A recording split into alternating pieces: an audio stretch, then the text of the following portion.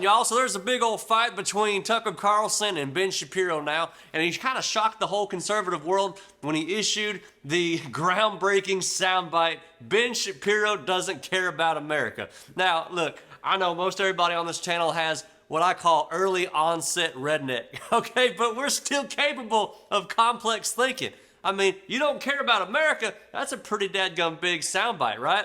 But let's just settle down. I mean, hell, my best friend Bear has said a whole lot worse things to me over CB radio. We laugh it off and we move on. Look, Tucker's issue is all our issues, y'all. He's been calling out the right wing for a long, long time over being too dadgum focused on the Ukraine, being too focused on Israel, while we have a freaking dumpster fire right here in America, and y'all know it. Look, Ben Shapiro, I think he's a great guy. He's one of the best conservative thinkers of our time.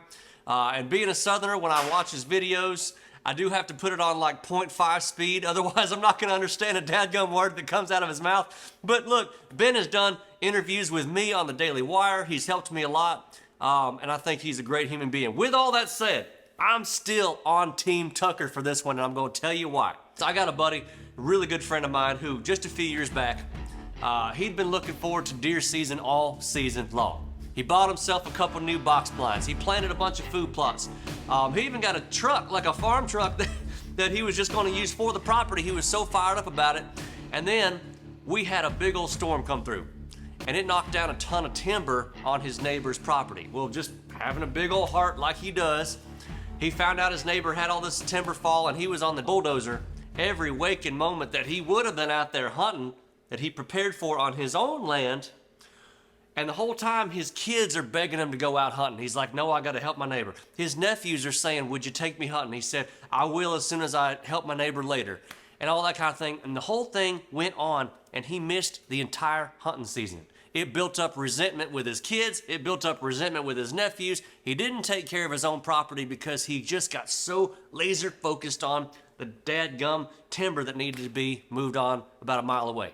So the point is, y'all, we are commanded by God to love our neighbors. We're commanded to protect and, look out for our neighbors, but never at the expense of our own family. And I feel like that's what Tucker's trying to say. Y'all know me, I'm against American tax dollars going anywhere and funding any other foreign wars and illegals invading our country. And yes, we do have to look at Israel. Yes, we do have to stand by them. But first we need to look at immigration, education, healthcare, inflation, the dadgum border, the invasion coming through, and it's obvious that dual citizenship is a problem because it equals dual allegiance. And that's kind of what Ben's experiencing here.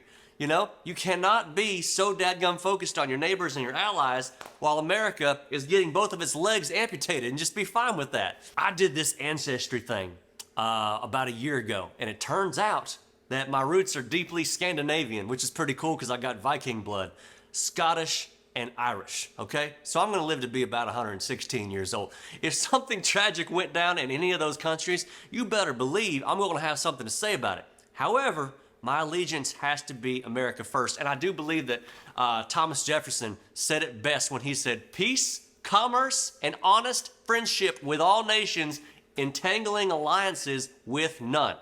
Ain't that brilliant? Nobody seems to have the balls to actually live up to that, though, in Congress.